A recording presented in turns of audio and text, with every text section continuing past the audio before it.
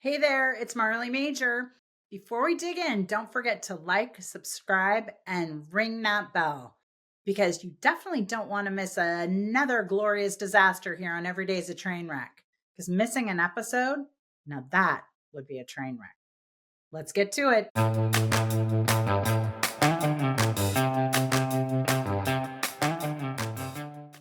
Hello, everybody, and welcome to another episode of Every Day's a Train Wreck. I'm your host, Marley Major, and I am so excited to have who has now become a good friend of mine, Marc Kramer from VinUni. And he's going to tell you all about what VinUni is because it's a magical place in Hanoi, Vietnam. And while he is talking to us in his spare time, while he's in Philadelphia, right, Mark? You're in Philadelphia Yes, visiting family here. visiting family. He will have to go back to Vietnam soon, where I will inevitably want to join him.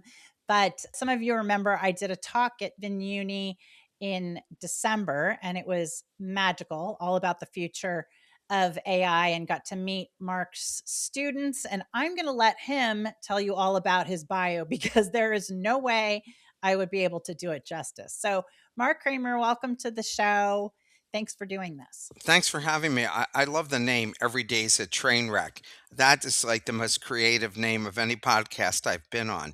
So I love the name and you've already posted when you spoke at my school, Yeah. correct? Yes. So Yes. I hope people will see it because we had 780 students listening to Marley talk about her book and about AI and where it's going. And it was fantastic. And the students got so much of it and was so timely for our hackathon, which was focused on how do we create jobs in the AI era. Yeah. And so that's probably more important now than any time because Yeah. people are competing on a global basis, not just with other people, but now the machine is the competitor. So Exactly. that's tough. Just quickly, my background is I am a serial entrepreneur who never wanted to be an entrepreneur. I started my life as a sports writer. My dad was in business, my grandfather was in business, and I swore to myself I would never be in business. And I was hoping I would end up writing for Sports Illustrated. Unfortunately, I met my wife That's and an unfortunate. I don't. You yeah, better watch because it. yeah, it was unfortunate in the sense of I decided that it was more important to be married to her and have a family than it was to become a career sports writer. Okay. And so I ended up changing my whole path. And it turns out the only thing I was good at was coming up with ideas and starting new businesses. And so that's how I ended up doing it. Now, roughly 40 years later, I've written 6 books on the subject. One, which was named one of the 30 best business books by Executive Book Summaries. I've won an Inc. Entrepreneur of the Year award. I wrote a national column for 10 years for American City Business Journals, which is a big business publication in the United States. Most importantly for the world, I started the world's first formally organized investor angel network, which the Angel Capital Association mentioned in their December 23 report that the very first one was started by me. And now we have them all over the world. So I feel great about that. And I've done 30 startups. I've raised over $3.2 billion for my ventures, but I haven't made FU money yet. So, Well, so yeah, I think but that's what you're not every done with me entrepreneur yet. aspires to. Yeah. Well. Sidebar. I'm working Mark all day long on making fu money with me. So we'll see. We'll re-interview you in 6 months and see if it's fu money. How's that? Yeah, that sounds great and be wonderful. It is. So I taught 10 years at the Wharton School of Executive MBAs, and now I'm teaching at Vin University. I've been in Vietnam for 3 years, and Vin University was founded and started by the richest man in Vietnam, Mr. Vong, who owned 16 different companies all under the Vin Group name. They started the first electric car company in Southeast Asia. And so I started working for them in March of 2023, which I can't believe how I fast the know. time has gone. And Vietnam is a magical place, as Marley found out. There is great talent there, and there's going to be enormous upside for anybody who invests in that particular region. Kids are very smart, very Yes. aggressive, very hardworking. So I've been lucky to be there. I started Asia's first high school entrepreneurship competition, which we're in our second year. We have 181 applicants from around Southeast Asia. And I wrote the plan for the first MBA in the world that's focused on AI, how to either as an entrepreneur and intrapreneur start a venture. And now I'm working on a plan to create a unicorn launch pad along with all the other stuff. So I typically work a 6-day week and I work probably 12, 14 hours a day. So, and I have two kids, and one of my kids is also an entrepreneur. She has a global public relations business called Clover Communications. And she, like me, said, I will never be an entrepreneur. I'm never going to be, I just want to work 8 or 9 to 5. And now she Yeah. has a very successful venture. And my other daughter is very entrepreneurial and works as a brand ambassador for companies. Why were you so adamant that you never wanted to be an entrepreneur? Well, my dad also did not want to be one. He wanted to be a history teacher. And my grandfather, who immigrated from Russia, who had worked for like Sun Shipyard and so forth, started a business, a cafe across from a big steel mill. And he got into that and then he started a wholesale drug business. And I mean, like, you know, aspirin and toothpaste, not like we might be Not thinking about. fentanyl. Yeah. Yeah, not Okay. that kind of drug. Yeah. And then my father joined his father in this wholesale drug business. And about 13 years that worked out. And then it didn't because my dad didn't really know how to scale. And Uh-huh. then my dad started a medical equipment business, leasing hospital beds, oxygen, and that type of thing. But I would watch him work almost every day. And I thought, wow, this is crazy. I don't want to be doing that. Yeah. I don't want to be having to get up at 7 o'clock in the morning, eat breakfast, get to the store. And on vacations, that's the thing I hated most was he would call into the answering service two, three Right. times a day and Yep. so you're never off, as an Right. entrepreneur. And I thought, I definitely don't like that. And I like the idea that I would be traveling with teams, interviewing coaches. And I did for 5 years. And I got to meet some of the most amazing people at that time. So I thought that was great. But then I graduated in 82, 10 major newspapers folded, and jobs were hard to come by. I met my wife, who was a beautiful, smart lady, and I was married 25 years, and we Yeah. had two beautiful kids. So I was very lucky to have met her, and she was from Latin America. Grew up in the States starting at age 12, and that opened up my whole world, and it changed everything. I don't think I'd be sitting here talking to you if I had not married her. Yeah, and I've only met one of your daughters who I had a ball with. Yeah, Sydney. Sydney is a spitfire. Yes, she has a lot of personality Yes, and great Sydney with will do well people. in the world. Yes, Yeah. absolutely. And so when you say you didn't want to be an entrepreneur, is the net of all that that you wanted to be able to have the time to yourself, like to actually be off? Was that like the most important component or I think the stress of when you're starting a venture and all the hours, and that you truly never have vacation time right? because your brain is constantly running about all the things you could do. I would have people say, I'm divorced now and have been divorced, separated for over 15 years. And girlfriends would say, so are you done? You mean like, can I stop now and spend time with you? Yes. Am I done? No, because there's never a time that Yeah. there's not something, as you know from being an entrepreneur, Yep. there's always one more thing, one more thing, one more thing. And you end up, I get up at 5:30 in the morning, read for 45 minutes, exercise for an hour, go to school, and then I work from, let's say, 8 in the morning till 1 o'clock the next morning. I sleep 5.5 hours. And this goes on almost every day. Yet you're one of the happiest people I know. I am So okay, so I want to push back on that and with say no drugs. right, and I want to say what part of that then does not work for you? So now, I mean, I guess now that I've been doing it for so long, I've been really lucky because every day I get to do what I want to do and I get to be creative and I get to impact people in a positive way. So I have no regrets about how my life turned out. It turned out more amazing than I ever could have imagined. And now what you see, Sports Illustrated really doesn't exist anymore. If I didn't make it onto ESPN or one of those kinds of broadcast shows, I'd have had to do something else anyway. And I knew lots of people who had to leave the field because there were no jobs. Right. So I like the idea as an entrepreneur that you control your professional and financial Mhm. future, that you decide what you want to do and Yeah. how long you want to do it and what you want to do. So I think you find entrepreneurs for the most part, even if it's a struggle, happier than the average person who's Right. working for somebody. And yeah, I agree with you. And it's just so funny because I call it the entrepreneurial bleed, right? Where there is no separation. I mean, I love how articles will say, "Oh, have a separate office in your home so that you don't see your desk and whatever." I'm like, I have a couple separate offices in my home, and yet I will still work on my bed or I'll work, wherever it is because you're always I mean, to me, you're always working in your brain. I mean, and sometimes I Never think turns off. it never turns off. And so I think that's probably why so many entrepreneurs have ADHD because I just feel like that loop, that's just constantly going where you're like, oh, I could do this. Oh, I could be doing this. I could be doing that. And it's a little bit of a curse.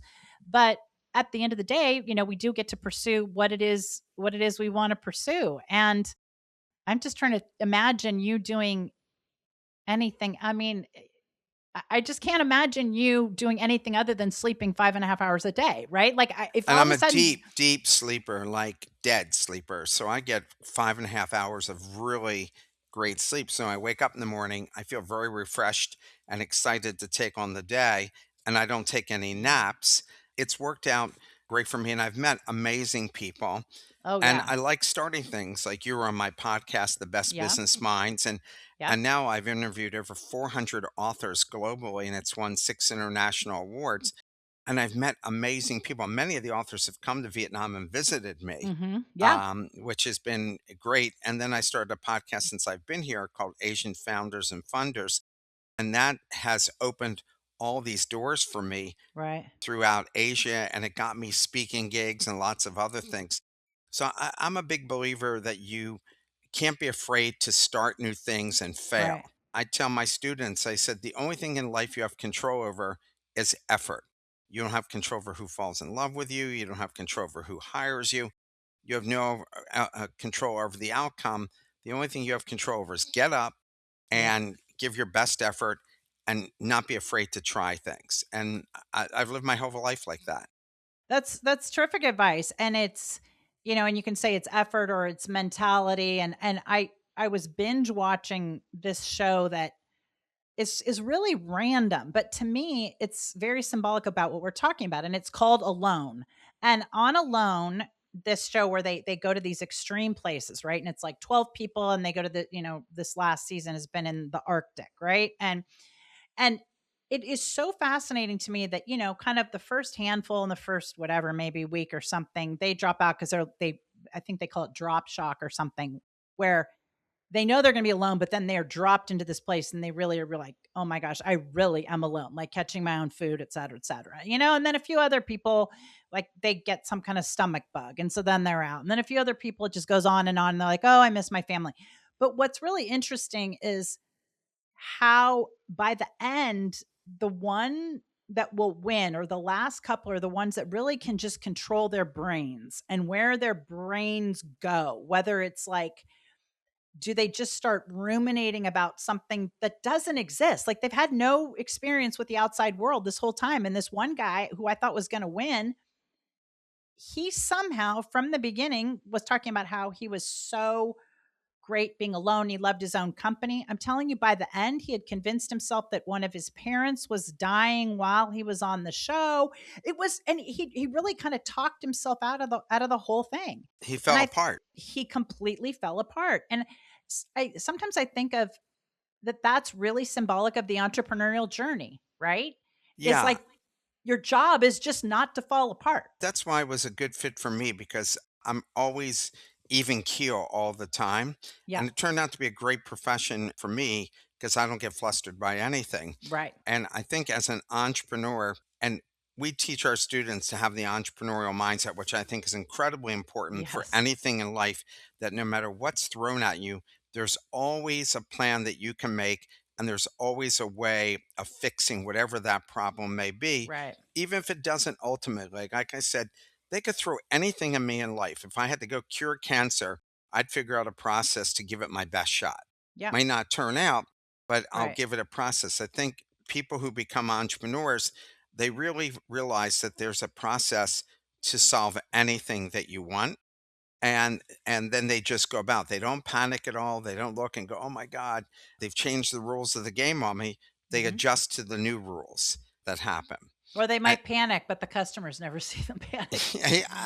I think once you've been doing it for a while, nothing seems to really phase you in life. Like, I moved to Vietnam, and people said, "Oh, well, it must have been a tough adjustment." Nope, I adjusted the first day. I had a home in Panama for 15 years, no problem. I just think that if you are embracing life and you are enjoying whatever that is that they throw in front of you, then it's not as difficult as if in fact you're already pushing back before you even got started. And we see people like that, right? That Mhm. are so risk adverse that they make a phenomenal experience a disaster. Like that guy you were talking about in the show, Yeah. the more he would have embraced the process of the show and what he was going through, Right. and if he would have drawn on the fact that he enjoyed being alone and why he enjoyed Right. being alone, he'd have been fine. But immediately panicked about this, and then the rest turned out, I'm sure, to be bad for him. Right. Right. And how do you I think you are probably I mean, well, you're one of the most optimistic people I know, but you're probably even more optimistic yet still practical, right? Because entrepreneurs sometimes can be overly optimistic I'm and practical all the y- time, as you know from dealing with me. yeah, Is like, yeah, I think this is a great idea. Here's what we need to do to try to do it. It's not going to be easy for these reasons, but right. here's how we should position ourselves to give ourselves the best shot. Right. And I love that. And how do you what would you say to one of your students who is, let's say, maybe they're not your student at the time, but maybe they were, proverbially 10 years ago, and they're in the middle of their entrepreneurial journey and certain things are working, but let's face it, to me at least, it's harder than anybody could ever explain Absolutely. it to you. The Yeah. highs are higher and the lows are lower. So Yeah. what do you say to somebody who might be listening right now, who might be, whether they're a student or they're an entrepreneur, they're in the middle of something really tough in their business and they feel like they've turned left, right, they pivoted, they tried all these different things. Like, what's a strategy to just see it from a totally different perspective again and go at the problem again to try to solve something that feels unsolvable? I've had people come up to me and say that, and I said, "When was the last time you took a road trip and just got in your car and observed our things, or got on a plane, and maybe you go and you spend a month in Southeast Asia and you talk to people there, because all of a sudden new ideas come in." Mhm. When I work with major corporations and helping them innovate, I never let the people sit in the same seat every day. I make Oh, them great. move around the table, and I said, because that way you have a different view. If you sit in the same seat every day, the view doesn't change, and so you're not going to percolate new ideas. i Right. i tell them all, go read Inc. magazine, go read Harvard Business Review, keep reading what other people are doing, listen to videos on YouTube. The more stuff that you're exposed to, the more the popcorn maker in your brain is going to Right. go off, and you're going to have all kinds of great ideas. But if you keep doing the same thing day after day, you Right. eat the same meal, whatever that is, Yep. nothing new is going to come into your brain. Right.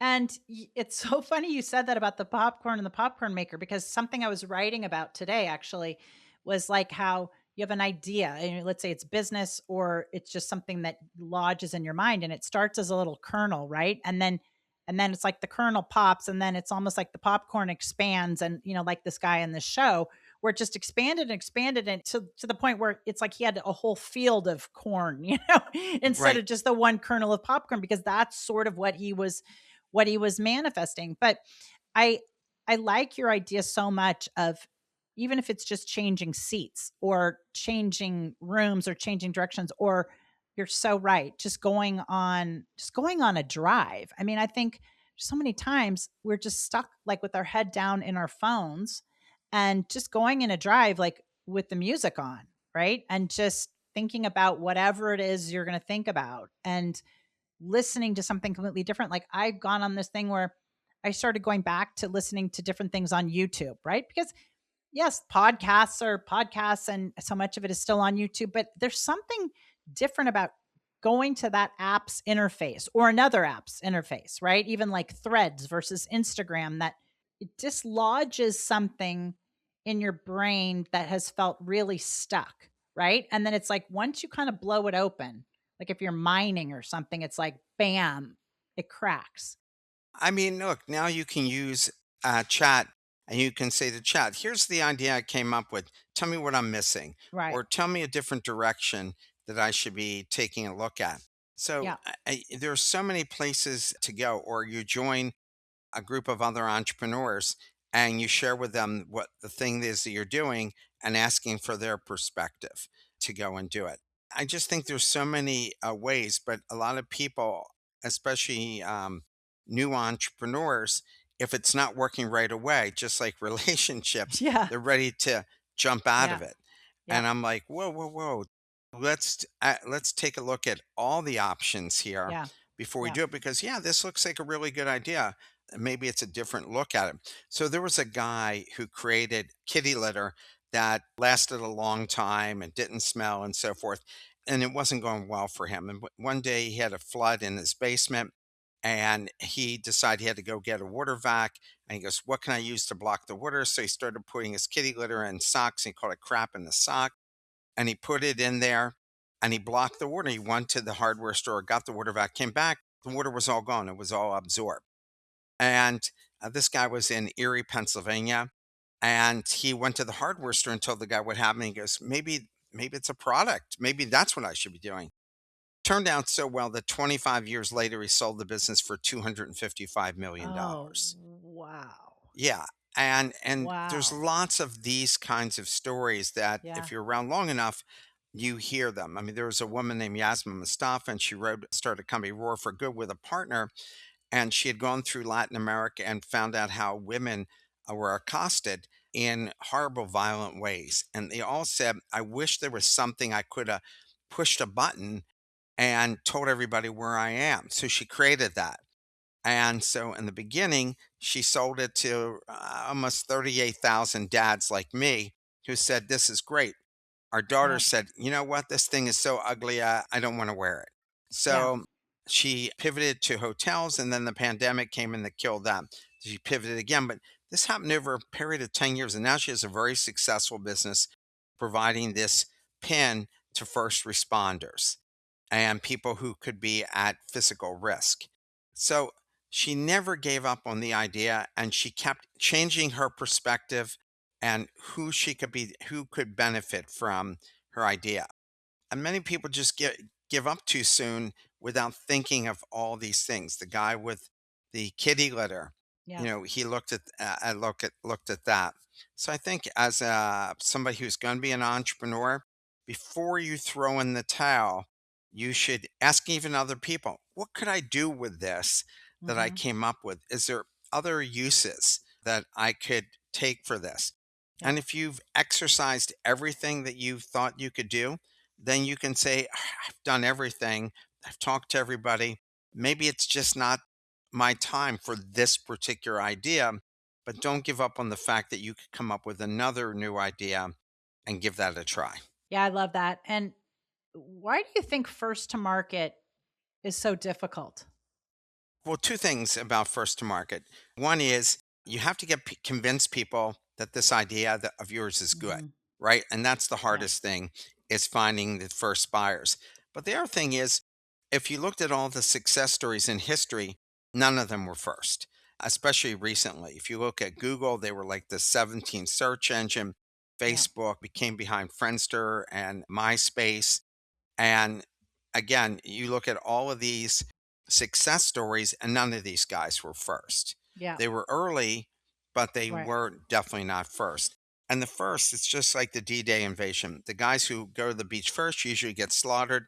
Guys behind them see a new picture of the field, they make Right. adjustments, and they succeed. even Airbnb was not first. There was VRBO and some Oh, others. right, right, right. You're right. Yeah, and then they adjusted their game and said, "What if just the average person wants to rent out their house in Reading, Pennsylvania, Yeah, for people who want to go hiking in the Pocono Mountains?" yeah. And they adjusted their game, and now they're the leader, right? Far and Yep. away, Airbnb. God, yeah. Yeah, Well, you're a leader when homeowners associations and all kinds of people have specific laws to keep you out. yeah. I All think the that's the hotels are against that's them in New York. right. That's when you've arrived, I think, when there's legislation against you. And what do you look for? What do you think makes an entrepreneur successful? Like if you had to say, "Hey, listen, it's going to be this kid versus this kid versus this kid." What do you think the traits are? I should say this: I did a TEDx talk on the fact that I scored 725 in my college boards, which makes me a vegetable, right? 1600's the top. When I There's did my no way that you 725 what? 725, my father thought it was the time I took the test. He contacted the SAT people and he goes, "This has got to be a mistake. How can my son score 725? You get, that's it, 400 points for signing your name."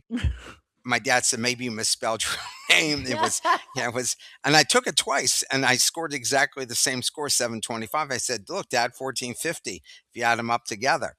And so I didn't do well, but I think what I had going for me was I was fearless and Yeah. continue to be. So the idea of failing doesn't enter into my head. Just like, I would go out when I was in college. I went on dates with all these Miss Florida and others. Everybody was afraid to ask them out. I'm like, what's the downside? That's how I look Right. at everything. What is the downside? I started up this podcast and I did it like just in the beginning of the pandemic. If nobody listens, then nobody listens. Yeah. I Yeah. think that's what successful entrepreneurs is, they don't worry about the downside. They Yeah. just look at the upside. And if it doesn't turn out well, then they try something totally different. But I have friends who say, "I'm going to go write a book."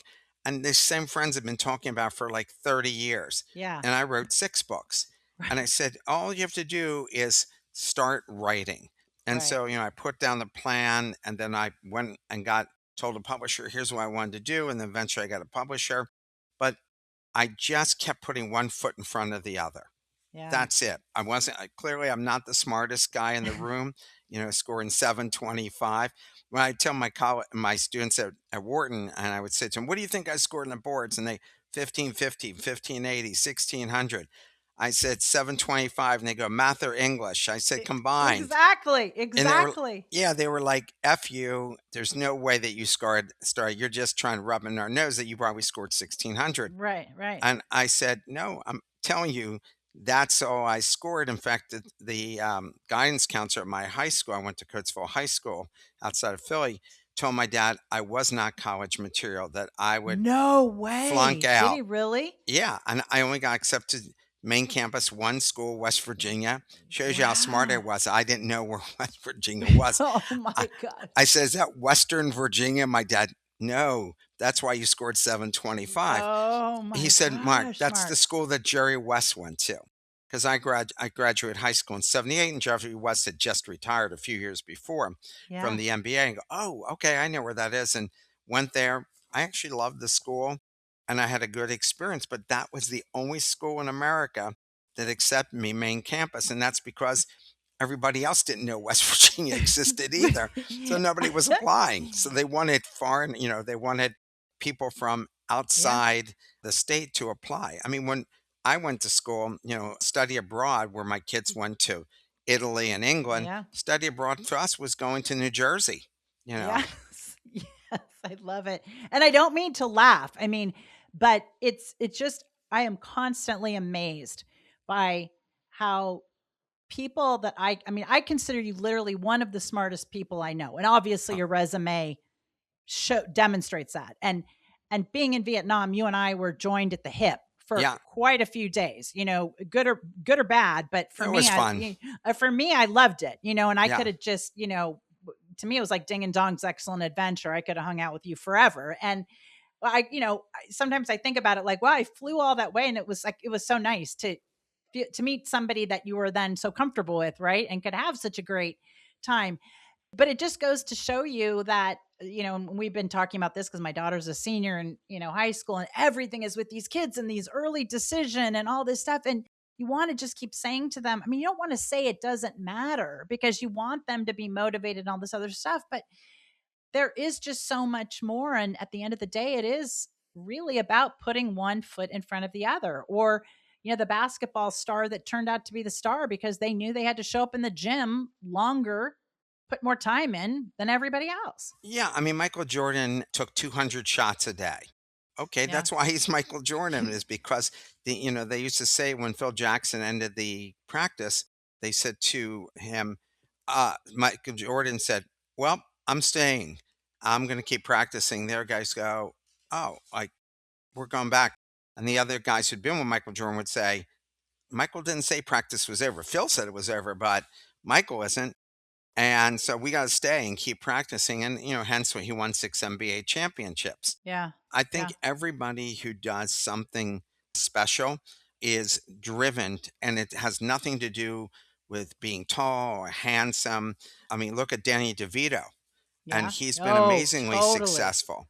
And Yeah. if you go to Hollywood, there's all kinds of beautiful people. Oh God. Uh, Yeah. Yeah. yeah, because you live out there, but Yep. very few of them make it. But the people who are originals, who are willing to do whatever it takes to succeed, Right. and I mean in an ethical way, they end up doing just fine. Like you asked me, when I interview students, I interviewed a girl who had scored 1580 in the boards, and I wrote to the president, "We don't want her."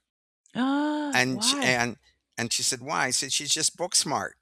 I said, Yeah. "But this other kid who scored like 1370," I said, "This kid's going to be CEO of big Yeah. companies in Vietnam. Yeah. He's charismatic. He's self-assured. People are going to want to follow Yeah. him." Yeah. And so that's what I liked about him. I interviewed a kid who sells like one of a kind sneakers. He started when he was in 6th grade, Yeah. and Yeah. he was able to tell me, "So tell me, what's the biggest mistake you made?" "Hiring people that didn't believe in what we were doing." Now Mhm. he's only a senior in high school, Oh, and jeez. he's telling me that Right. yes, that takes some CEOs their whole life Right. to Right. learn this. Yeah, and some people call it chemistry or job fit or whatever, but you're right. People have to, because you're at the end of the day in a foxhole, right? Yeah, People have to believe when it gets tough. They've got to believe in your mission and whatever it is you're trying to accomplish. And well, I promised you a hard stop, and although I could talk to you forever, as you I know, and I will enjoyed have you the back on. I enjoyed the conversation.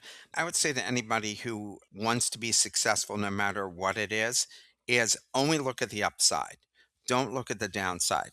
If you know people who want to find a partner, and they Right. go, I don't want to go on Bumble. I just don't want to go on, 5 dates, Right. 10 dates. I said, well, I would go on 100 dates in a Right. year to Right. find one person. 100 dates. Well, Right. yeah. I mean, what the only upside I can have, if I don't do that, I can't have any upside. Yeah. Or the book I won this award for, called Small Business Turnaround, was the first book written about how to turn around a small business. Yeah. 47 publishers turned me down, Wow. and I was even offering to cover their losses. And then Yeah. my publisher, McGraw-Hill, because I wrote a successful book on networking called Power Networking, she goes, "We used to have an editor here. He had a business and it failed. I think maybe he would like this book." So she sent him my proposal, Yeah. and he didn't call me. He sent me a contract and a check. And that Wow. book was named one of the 30 best business books by Executive Booksellers, Wow. which was a big deal 25 years ago. Well, it's a So big deal today even. yeah, I didn't have any fear. Again, the what's the downside of Yeah. failure? None. Yeah. Yeah. But the upside of something good happening to you, like I applied to Vin University, Yeah. Yeah. and I looked on highered.com, and I saw they were looking for an entrepreneurship professor, and they were a partnership between Penn and Cornell. I wrote to the head of HR and said, "Hey, I taught 10 years at the Wharton School. Are you interested?" And they contacted me in 15 minutes, Yeah. and over 3 months it took me, but finally I got in. Yeah. So I think, again, I am don't I encourage anybody who listens to your podcast, do not worry about embarrassing yourself Yeah. or failing or any of those things.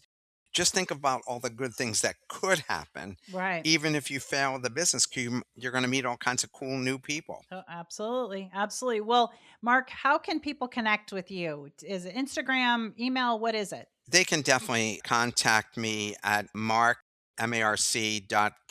at VinUni, VINUNI .edu.vm. Feel free to contact me there. LinkedIn, I love linking in Oh, with yeah. people. Yeah. So if you look me up on LinkedIn, I come very quick up to the top when somebody Yeah. types my name. Definitely link in with me. I would love to link in with people. And I have about Great. 13,000 contacts Of course you from do. LinkedIn. Okay. Yeah. Of course you do. There you go. Okay. Yeah. Well, you and I are going to be in contact very soon off the record from this. And I can't thank you enough for taking the time out of your crazy schedule, because I know how crazy it is, and sharing your wisdom with all of us. So, for those of you who haven't, please make sure to subscribe to the podcast, make sure to like, comment, most importantly, forward this to a friend or a fellow entrepreneur or somebody who's like maybe just having a rough go with their small business or their big business, and they need some advice or a boost. So that's it for this week of Every Day's a Train Wreck. I'm Marley Major, and we will see you next week, next Wednesday, every Wednesday. All right, thanks, Marc Kramer. It was a pleasure.